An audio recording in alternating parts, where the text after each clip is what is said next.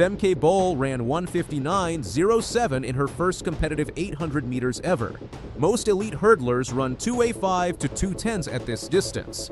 She obliterated the entire field of seasoned specialists. The outdoor 800-meter world has a real problem. For decades, the race follows a predictable formula. Sit early, conserve energy, unleash a massive finishing kick. Bol just proved that tactical playbook doesn't work anymore.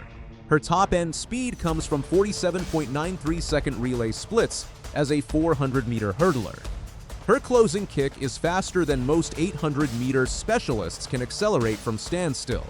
If the pace stays slow, her finishing speed belongs on an entirely different planet. She represents a tactical riddle the 800-meter world hasn't faced in decades. How much faster can she go? Bol didn't start as the golden child of Dutch athletics. Born in Amersfoort, Netherlands, in 2000, she grew up in a country where track and field lived in the shadow of football and cycling.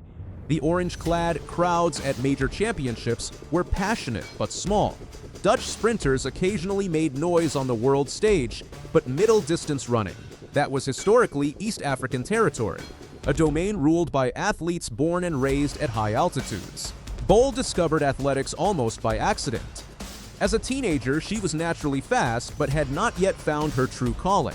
The 400-meter hurdles chose her more than she chose it.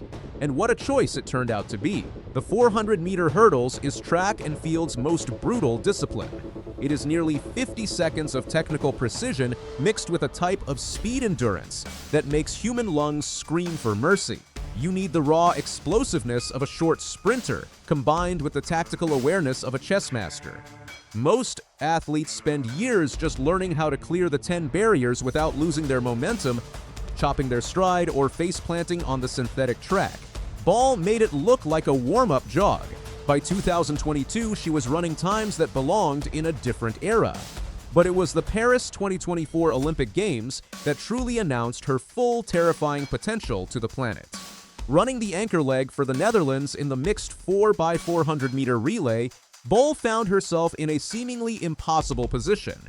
She took the baton in fourth place, staring down a massive gap between herself and the leading runners. With less than 100 meters to go, the race looked absolutely decided. What happened next defied traditional track physics. Bol unleashed a closing kick that covered the final stretch faster than most elite athletes run a straight open sprint. She passed 3 world-class runners, including Great Britain's Amber Anning and America's Kaylin Brown, like they were trapped in wet cement. The Stade de France erupted in absolute disbelief.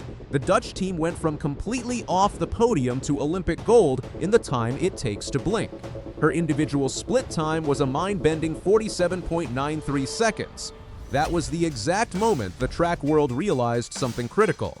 Femke Bol wasn't just a great hurdler with deep stamina. She was a speed demon possessing finishing gears that bordered on science fiction. The subsequent seasons only confirmed what everyone suspected. At the World Championships in Budapest, Bol ran 70 seconds to win the 400-meter hurdles world title.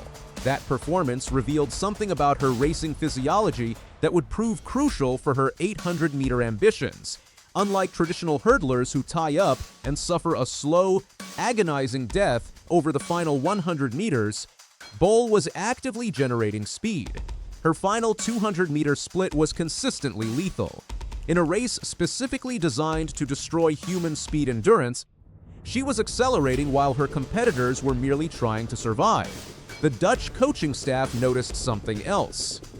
During grueling training blocks, Bol's 600-meter time trial splits during high-intensity hurdle workouts were matching numbers posted by legitimate 800-meter specialists. Her lactate tolerance was completely off the charts. Her innate ability to maintain near-sprint velocities through multiple turns was unlike anything they'd ever recorded in a barriers specialist. The data said she was ready. The conversation started behind closed doors. What if the woman dominating the one-lap hurdles could apply that exact same unrelenting speed endurance to a 2-lap race? What if those closing kicks that shattered world-class hurdlers could be unleashed on middle-distance fields? The idea initially sounded wild. Hurdlers do not simply morph into 800-meter runners overnight. The two events require entirely different energy pathways, distinct tactical positioning, and completely contrasting mental frameworks. The 400-meter hurdles is a strict dance of rhythm, stride pattern, and technical execution. The 800 meters is an unstructured dogfight defined by physical pain tolerance, pushing for position and tactical adaptability. But her speed endurance was already built for 2 laps. She simply needed to learn how to distribute her immense power without 10 plastic barriers blocking her lane. The indoor season of 2026 became her testing ground. The strategy was straightforward. Enter a highly competitive indoor meet, run the 800 meters to see how the raw speed transferred under race pressure, and keep the external expectations manageable. Nobody expected what happened next. The Metz indoor track in France became the scene of Bol's 800-meter revelation in February 2026. Standing on the starting line for her first serious, professional attempt at the distance, she faced a seasoned field of sub-2-minute middle-distance specialists. When the starting gun fired, Bol immediately found herself in a high-octane race. She did exactly what you would expect a sprinter to do. She went out fast, really fast. Following the pacer, she tracked a blazing opening 200 under 27 seconds. The crowd watched in anticipation as she hit the halfway at roughly 57 seconds. For context, in the brutal calculus of middle-distance running, that is a suicidal pace. It is a pacing strategy that typically guarantees a spectacular muscle-binding blow-up over the final 200 meters for anyone unaccustomed to the sheer volume of lactic acid flooding their legs. But this is where 4 years of elite 400-meter hurdles training paid dividends. Where traditional middle-distance runners would have crashed into the dreaded lactate wall, Bol was actively shifting gears. She held her form together beautifully through the final turns, her 6-foot frame eating up the track with a fluid, powerful stride. She crossed the finish line in a stunning 1:59.07. It was a new Dutch indoor national record. More importantly, it was a performance that sent shockwaves across the globe. Femke Bol was no longer just experimenting on a side quest. She was an immediate, legitimate threat to the global hierarchy. The track and field community went into immediate overdrive.